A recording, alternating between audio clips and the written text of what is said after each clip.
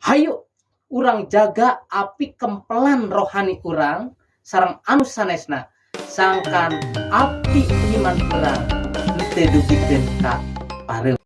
Sampurasun barai Sunda. Dina dengat aina urang bade diajar perkawis api iman kakristenan anu kadua.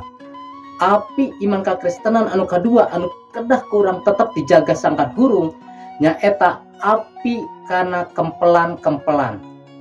Putra-putra Gusti kedah ngagaduhan kempelan-kempelan anu tiasa ngawangun rohani urang.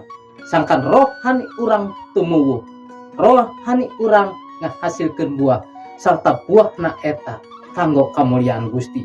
Dina Ibrani 10 ayat anu ka-25 nyebatkeun ulah bosen-bosen kumpulan.